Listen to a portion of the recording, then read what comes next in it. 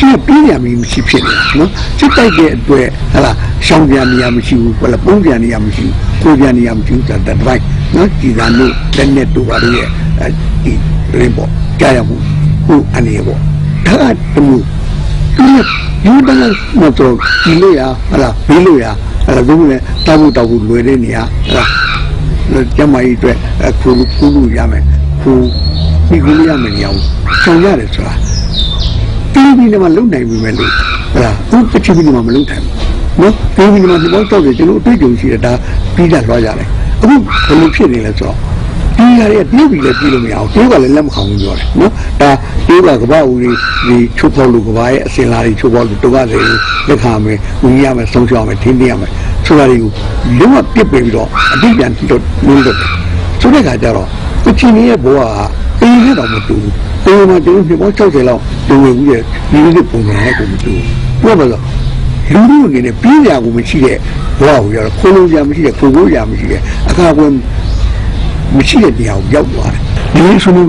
တကယ်ဖြစ်နိုင်မယ်ဆိုရင်အချင်းဆိုတဲ့ကချင်းဒီကလာကိုဆွမှုလုပ်ဖို့ပရောအချင်းကနေပြုအများကြီးလိုလိမ့်မယ်လို့ထင်တယ်အဲ့ဒီအချင်းကြီးမရောက်ခွင့်နဲ့တော့ဒီဒနာကိုသူတို့လုပ်နေတဲ့ညီညီဆိုလုပ်တဲ့ဟာဒီကြီးမျက်စိလဲနေတော့ဘာတွေလို့မှလည်းမသိဘူးဟလားဘယ်လိုလဲတောင်ခါနေမှမသိဘူးဒါကြောင့်ဝင်ယူရောက်လိုက်ကိုနိုင်ကွန်ဝင်ရောက်တမရာယုံရောက်လိုက်တမရာယုံကလူတွေကပြောလိုက်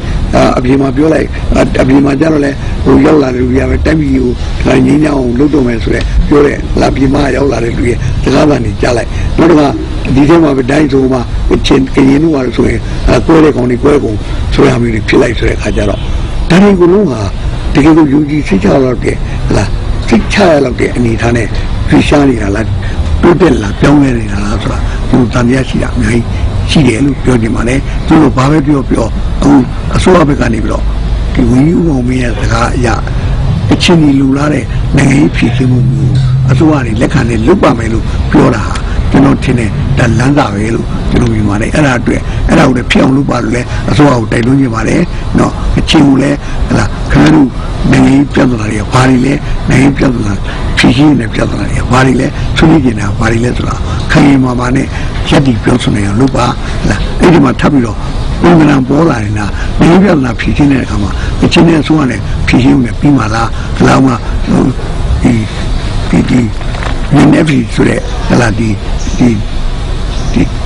ဖက်ဒရယ်ကောင်စီလိုအမျိုးပါနာချူမလားတိုင်းသားတွေကိုပါမလားဆိုတဲ့ပုံစံကအများကြီးရှုပ်ထွေးမှာအများကြီးဖြစ်ခဲ့အောင်ပါအဲ့တော့